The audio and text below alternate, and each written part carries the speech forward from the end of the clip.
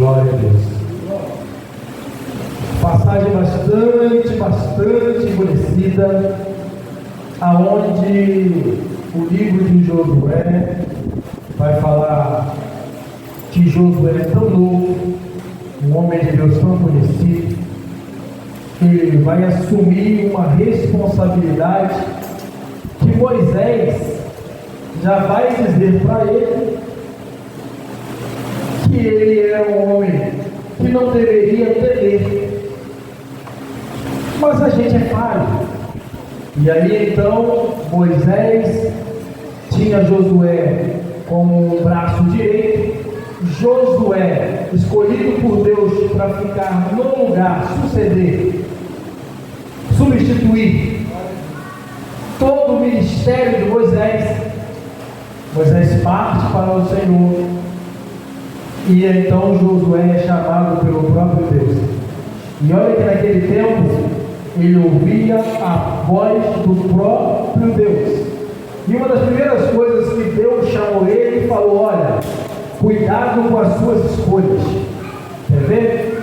Deus vai falar para ele: Josué, siga o que está escrito no livro da lei. Da lei, você medita nela de dia, medita de noite, não se desvie nem para a direita, nem para a esquerda. Cuidado com as suas escolhas, faça o que eu estou ordenando, siga o que está escrito na lei. Seguindo o que está escrito na lei, você não vai errar o caminho, e não precisa ter medo. Não temas, porque eu sou contigo. Aleluia. Deus dá uma garantia para ele, porque sabia que como homem ele era falho. E Deus vai dizer isso no capítulo 1 de Josué, versículo 1 e no versículo 9. Duas vezes o Senhor vai repetir para deixar claro. É uma confirmação. Não precisa temer, porque eu estou contigo. E então ele chama o povo, para que o povo ande com Deus, e o povo entende isso, reconhece ele como uma liderança. E ele então continua levando o povo no caminho à terra prometida, onde Deus a estava ordenando. Aleluia! Uma das primeiras etapas, a prova de fogo de Josué, era passar por um rio. Ele não tinha como atravessar, porque naquele tempo era um tempo de colheita. Tinha muita plantação às margens do rio. E o rio estava numa, vamos dizer aqui, é o nosso verão, aonde os rios chovem muito e fica transbordando as margens. Estava cheio, caudaloso. As margens do lado direito e do lado esquerdo, segundo a própria Bíblia, estava transbordante de água. Mas ele chama os sacerdotes, os levitas, transfere a arca de Deus sobre os ombros, que simbolizava a presença do próprio Deus, e fala: entre vocês que estão com a arca, com a presença de Deus na frente.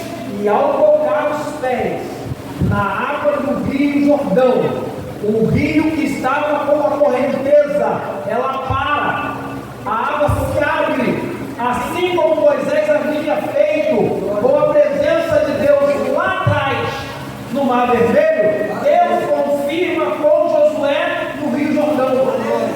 Mas para ele conseguir, ele teve que botar a presença de Deus na frente.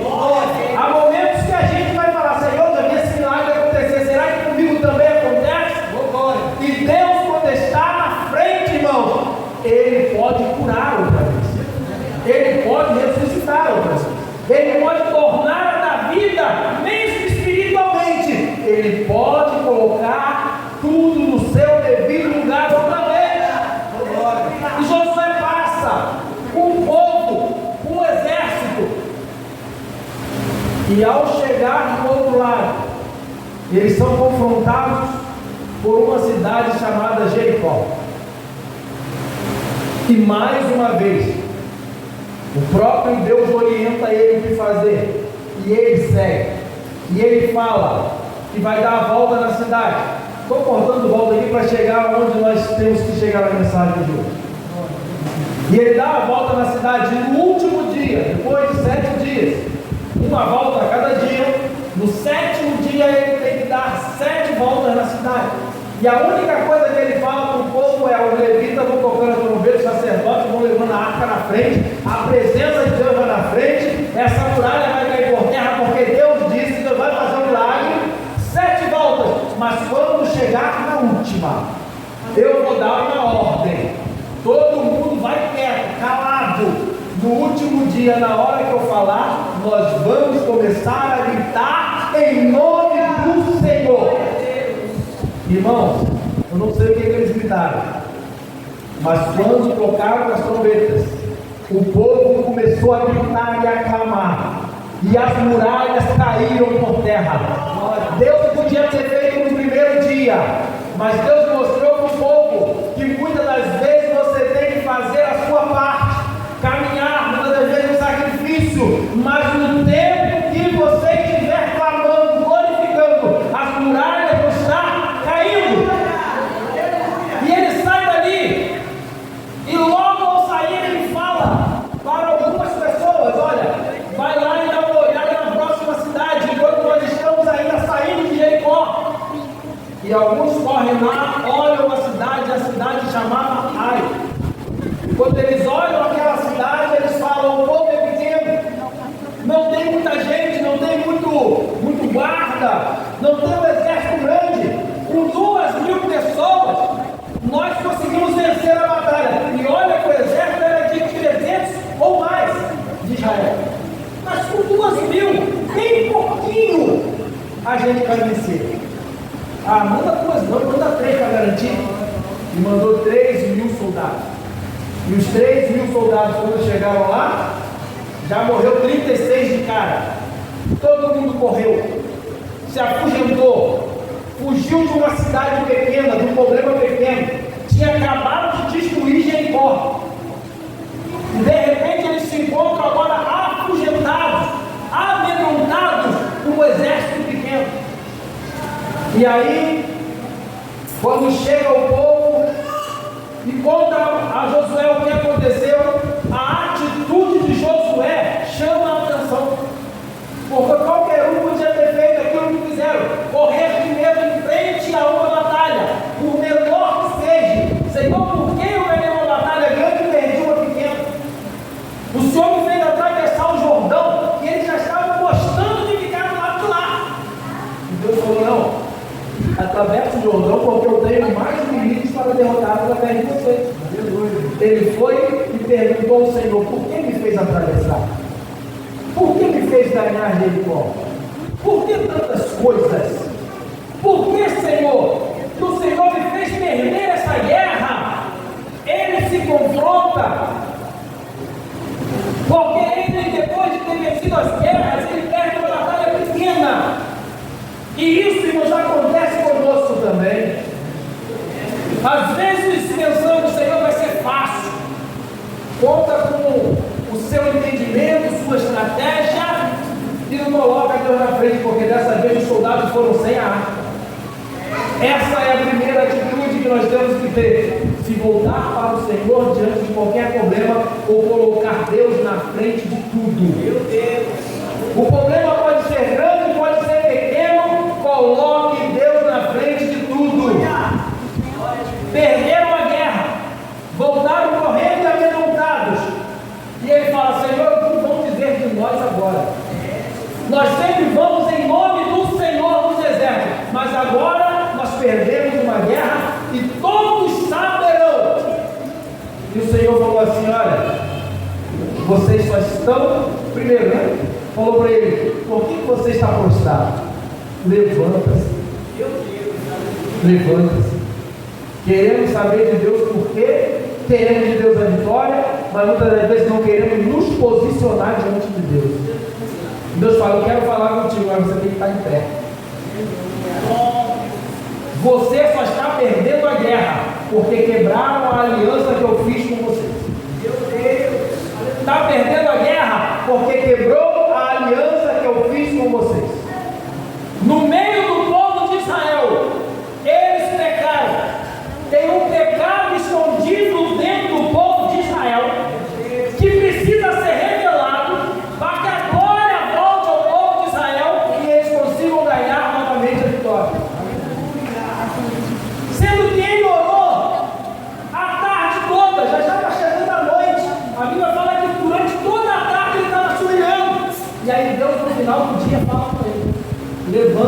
posiciona, mas coloca o povo em consagração. Amanhã de manhã eu vou revelar o pecado, mas para revelar o pecado eu preciso que o povo se consagre. A palavra aqui, irmãos, é de conserto. Primeiro vai guerrear sem botar Deus na frente. Depois que o pecado quebra a aliança que o Senhor tinha com o povo, e o povo precisava consagrar a sua vida. Queremos que Deus entre, faça, manifeste, renove, batiza, nos alegra, mas eu preciso consagrar a minha vida ao Senhor. Aleluia! Não quero orar, não quero consagrar, não quero jejuar, não quero buscar a Deus, mas eu quero os milagres do Senhor na minha vida. Para ter unção, para ter milagre, para ter a presença, é preciso buscar ao Senhor. Aleluia! Josué vai chamar o povo e fala para ele: é preciso conserto, consagração, busca, é preciso se posicionar diante de Deus, e o povo se consagra. E Deus vai falar para ele assim: agora eu vou mostrar onde está o pecado. Você vai chamar as 12 tribos, vinha uma tribo por vez. Vamos botar como se fosse assim, irmão. Araruano seria a tribo, uma tribo. Agora dessa tribo eu vou chamar uma família, ou melhor, uma casa. E dizia, como se fosse um clã. Em Araruama tem vários bairros. Vamos chamar o bairro de São Vicente, ou Nova São Vicente. Agora dentro desse bairro eu vou revelar uma casa. E Deus revelar uma casa. Glória. Agora dentro dessa casa chama todos os nomes dessa família, porque eu vou revelar qual é o homem dessa casa que está no pecado. Pela manhã, irmão, foi assim: as 12 tribos, veio o clã, veio a família, depois veio a casa, e Deus revelou um homem, salvo engano, Firmino. Quando Deus revela esse homem, Deus vai falar para ele: dentro da tua casa uma pessoa pecou, dentro da sua casa uma pessoa está errada, e Deus está falando que a pessoa é o seu neto, e o seu neto se chama Acã, e Acã pecou diante de Deus, por isso todo Israel está perdendo a guerra. As nossas escolhas não afetam somente a mim que estou escolhendo, afeta a muitas pessoas ao nosso redor, muitas das vezes parentes, amigos, pessoas próximas, dentro de uma igreja. Até o pecado afeta toda a igreja. Pensamos que é uma pessoa só, mas é através de um que entra para toda a humanidade. O homem pecou lá no Éden, nós pagamos até hoje, irmão. Precisou Jesus vir, morrer, derramar toda a gota do teu sangue, para dar vida e direito de perdão a mim e a você, para podermos entrar em emoções celestiais. Quando Jesus vier buscar a sua igreja, ouvirmos o nosso nome, sendo chamado: vinde bendito do meu Pai, possuí por herança o que eu tenho preparado para vós. Aleluia! Lá em Atos capítulo 2, versículo 21. As pessoas vão questionar a Pedro vai fazer um discurso, e no discurso dele, ele vai falar que todo aquele que clamar o nome de Jesus vai ter o direito à salvação. Ele vai chegar a um ponto em que vai dizer que em nenhum outro nome entre os homens foi dado para a salvação, a não ser através do nome de Jesus. E naquele momento que Josué estava ali assentado e falando, ele fala com aquele homem.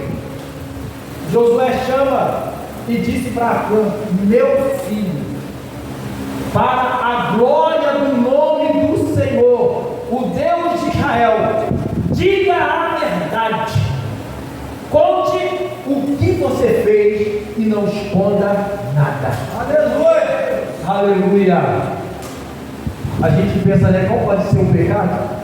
Aqui está falando assim, ó, não minta. Mentir também é pecado. Aleluia! Fazer escondido não é pecado. E ele vai revelar, porque Josué fala para ele que o que ele vai revelar não é para a glória do homem, não é para dizer Josué viu, Josué sabe, Josué adivinhou, é para dizer para a glória de Deus que revela o que está em oculto e escondido. Diga a verdade, porque Deus revelou que é um pecado. E aqui vai dizer que quando ele estava na guerra em Jericó, ele vê uma capa dos israelitas, ele vê um pouquinho de prata, uma cunha de ouro, um pedaço, uma barrinha de ouro, e ele deseja ter aquilo, e Deus falou para não tocar. Quantas vezes Deus fala, não toca, não faz, não é meu, mas desejamos, as pessoas por aí envolvendo, têm desejado o que não pertence, o que não edifica, o que não traz santificação, nem a pessoa está levando para dentro de casa. Acontece essas coisas, leva para dentro da sua casa e enterra dentro da sua casa para ninguém achar. Está escondido dentro da sua tenda. Tem coisas que você está sendo privado de ser abençoado, está afastando a presença de Deus, está trazendo maldição para você na sua casa, por causa de escolhas, por causa de desejar coisas que é do mundo, achando que está agradando a Deus, agradando a sua própria vontade. E Deus fala, se tiver pecado escondido, não tem como ele encher.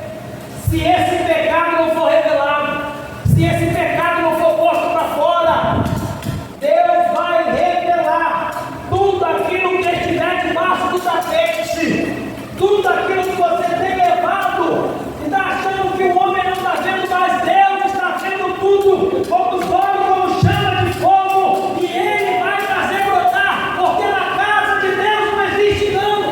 Aleluia! Aleluia! Glórias a Deus! Ele vai chegar a dizer que tem pessoas que parecem um sepulcro bem pintado. Por fora está até bonitinho, mas por dentro está podre. Deus vai revelar. Deus vai mudar esse quadro. Ele chega para Cã e fala: Cã, revela, diz o que é, diz aonde está, porque se você não falar, Deus já revelou até qual era a casa, agora ele vai revelar o que tem. Meu Deus! Aleluia! Eu lembro aqui era Lama, uma oração no lar, e o homem foi revelado que embaixo da cama dele tinha uma camisa, e essa camisa tinha uma imagem, só que esse homem era cristão, e ele falou: olha, é verdade, eu guardo e escondo essa camisa porque eu ganhei ela com muito carinho, uma pessoa que eu amo muito, mas a imagem era de um ser mau, né? Então Deus revelou e mandou tirar. E ele estava numa oração, numa igreja, que ninguém conhecia ele, ele veio do Rio. Tinha uma casa de turista que era dele. E Deus revelou aonde estava. Meu Deus! E ele falou: é verdade, eu vou pegar aquela camisa e vou queimar. Deus revela. Tem um pastor aqui, o pastor Jorge. Ele, numa empresa, foi sorteado, ganhou um boneco, levou para casa o boneco e começou a ter vários tipos de problemas. E Deus revelou. Veio outro lá no carro e falou para ele: olha, tem um boneco dentro da sua casa, e esse boneco tem uma oferenda dentro dele. Ele pegou, arrancou a cabeça do boneco na hora, dentro de casa, cheio de fita vermelha e fita preta. Ele ganhou, não foi dado para ele, era uma coisa oferecida. Meu Deus! Ele pegou e colocou, fez uma fogueira no chão, botou madeira, botou o boneco em cima, e o boneco rolava. Pegava, botava de novo, o boneco rolava, saindo do fogo. Estou falando porque eu fiz isso. Peguei o bambu e fiquei segurando até queimar, porque ele não ficava no fogo. Irmão, se nós não tivermos cuidado, isso é coisa que veio sem a gente querer. Só que aqui, a Cã teve uma atitude que ele quis. Ele quis pegar. Ele quis tomar para si. Tanto é que ele sabia que estava errado, que ele escondeu. Ele sabia que ia tomar provável, mas ele fez. E Deus revelou e trouxe maldição para ele, para a vida dele e para a família dele. E por isso todo Israel estava perdendo a guerra. Foi por isso que nós vimos no final, quando Josué ele entende isso, disse Josué: por que você nos causou tanta desgraça? hoje o Senhor trará desgraça a ti e a tua família. Aleluia. É sério, quando tomamos atitudes que não agradam ao Senhor, quando tocamos naquilo que não agrada ao Senhor, quando fazemos tipo Jonas, temos a escolha de fazer a vontade de Deus, mas não faço. Temos a escolha de pegar o caminho que Deus mandou, mas eu vou passar por aqui, ou para cortar o caminho, ou para fugir de Deus. Temos as nossas escolhas. Josafá, quando Deus permitiu o inimigo ir até ele, o que ele fez? Ele só soube que o inimigo estava ali, já correu do pé do Senhor. A atitude daquele que serve a Deus no coração é sempre se voltar para o Senhor, é sempre escolher botar Deus na frente das coisas. O dia que Israel começou a se afastar e não botar Deus na frente, Deus trouxe uma desgraça tão grande que uma criança nasceu no dia da guerra que Israel estava perdendo e ganhou o nome de Icabode, para significar que a partir de hoje acabou-se a glória sobre Israel. Mas graças a Deus, que a misericórdia dele alcançou a minha, a tua vida, alcançou a tua igreja, porque a misericórdia dele não nos deixa se consumir pelo mal, e ele nos dá uma oportunidade hoje de receber novamente essa graça, de consertar e confessar diante do Senhor: eu errei, eu pequei, eu me distanciei, mas eu quero a tua presença outra vez. Não retire de mim a tua presença. Eu te quero sentir outra vez. Não retire de mim a tua graça, porque a graça de Deus sobre nós é o favor de Deus que nós não merecemos. Aleluia. Mas ele diz: eu te amo mesmo assim, eu te quero mesmo assim. E disse ao Senhor, depois que o pecado foi revelado dentro daquela casa. Aleluia. Foram lá pegar e colocaram todos os utensílios aonde? Foram dentro da casa, pegaram e colocaram aos pés do Senhor. Não foi o que diz a Bíblia. Diz que foi depositado o pecado. O utensílio de pecado foi colocado diante dos pés do Senhor. Se você pecou, Pedro vai dizer: filhinhos, se você pecou, hoje você ainda tem um advogado chamado Jesus Cristo, que ele vai defender a sua vida para que você não perca a sua alma. Filhinhos, hoje você tem um advogado, ainda dá tempo de se consertar. Filhinhos, mas não peques mais. Se conserta hoje. Depois, Senhor, eu sou falho, sou pecador, coloca aos pés da cruz. Tem um louvor que diz que quando tudo perante o Senhor estiver. Aleluia. Aleluia. Você quer ver milagre de Deus na sua vida, na sua casa? Você quer ver o milagre de Deus sobre você? Deposita aos pés da cruz do Senhor. Deposita diante do altar de Deus.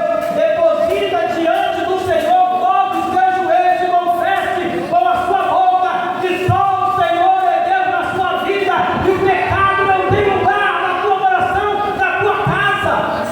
Repreenda, irmão. Repreenda esse mal em nome de Jesus. Aleluia. Não permita a maldição entrar dentro do teu lar. Aleluia. E diz o Senhor a Josué: está revelado, o mal foi exposto, o pecado foi tirado. Não tenha medo, não desanime. Isso está no capítulo 8, versículo 1. Leve todo o seu exército com você e avance contra os seus inimigos, porque agora você vai ter vitória. Entregarei teus inimigos nas tuas mãos.